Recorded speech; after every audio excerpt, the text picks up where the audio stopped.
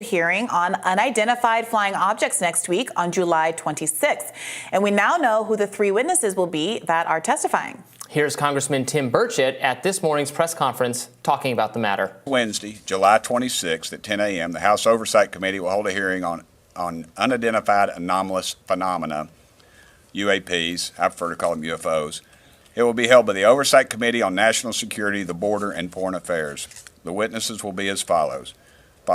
David Grush, he's a decorated former combat officer who served in Afghanistan, and he recently told the world news about his experiences serving on a UAP task force led by the U.S. Navy from 2019 to 2022. Commander David Fravor, he's a former Navy commander who shot the famous Tic Tac video that you've seen. It's on YouTube. It's 60 Minutes did a special on it. He did that in 2004 during a routine training flight over the Pacific Ocean. Ryan Graves, he's a former Navy pilot. He reported multiple UAP encounters during training flights. And the interesting thing about Ryan was that he warned the Pentagon that these encounters are putting our pilots at risk. He attended the hearing held by the House Intelligence Committee last year, but was not allowed to speak. If you all remember, he wasn't even allowed to admit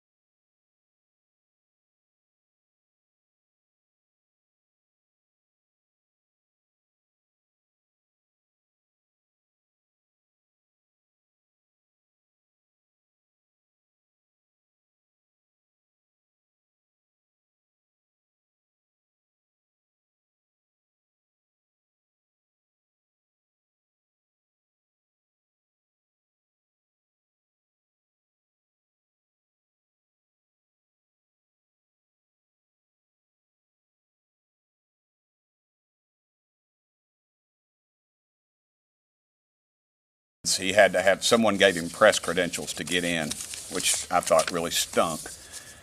Last year, the House Intelligence Committee held a hearing on UAPs. They brought in some Pentagon bureaucrats who only had two answers to the questions they were asked. I don't know, or that's classified. This hearing is going to be different. Okay, we have been clamoring for some first-hand witnesses, and 2 out of the 3 of these gentlemen who are going to be testifying say that they have seen things with their own eyes. Specifically, David Fravor, who was one of the witnesses of this TikTok famous UAP video, gave this really remarkable, I mean, he's given this account many times over the years, but in a New York Times write-up of what happened. I mean, the level of detail and the time it seems that he spent looking at this object is more compelling to me than some of the other testimony that we've had. But so it is compelling, but this is someone who has spoken out before. So we're not hauling new people, and that's my only frustration. These are largely claims that have already been made, so we're going to have them vetted again. But I was hoping for some new footage or testimony. The claims have been made, but have they been vetted? You know, the fact that this person has been out here talking about it doesn't mean that there's been any accountability, been any interest in actually declassifying what the government knows about what he has seen. Yeah. Or putting any resources into trying to figure out what this stuff is. I mean, look at this. This account, for those, you've probably seen the video, but he was on like air patrol, whatever you call it, and he got a signal to go and check out an unidentified object. Is that what they call it in Star Trek? Air patrol. No, there's no air in space, Robbie.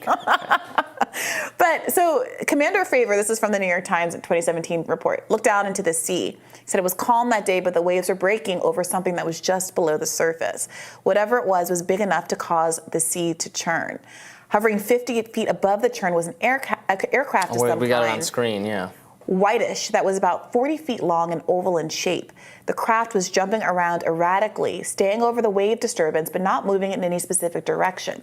The disturbance looked like frothy waves and foam, as if the water were boiling. Commander Fravor began a circular descent to get a closer look, but as he got nearer, the object began ascending toward him. It was almost as if it were coming to meet him halfway, he said. He abandoned his low circular descent and headed straight for the object, but then it peeled away. He said, quote, "It accelerated like nothing I've ever seen." He was, quote, "pretty weirded out." Yeah, it's very compelling testimony. But again, we've heard it. Right. But you just read it. But here's the thing. We're just going to hear that again. He says that his superiors did not investigate further, and he went on with his career, and he deployed to the Gulf and all of this stuff. But that's the piece. His superiors did not investigate further. And I think the question is, if confronted with this testimony in the context of a congressional hearing at a relatively high level, is there going to be pressure that exists now that didn't exist before to get the government to start explaining, the intelligence agencies or whomever, the military, to start offering a more substantive explanation to the public than they had to offer to Fravor and his other pilot that were on the scene that day? Yeah, that's a good question, but I don't know that that's a question that he can answer. You know, why didn't your superiors look into this? That's not actually something we can get from him. We need a hearing with the superiors.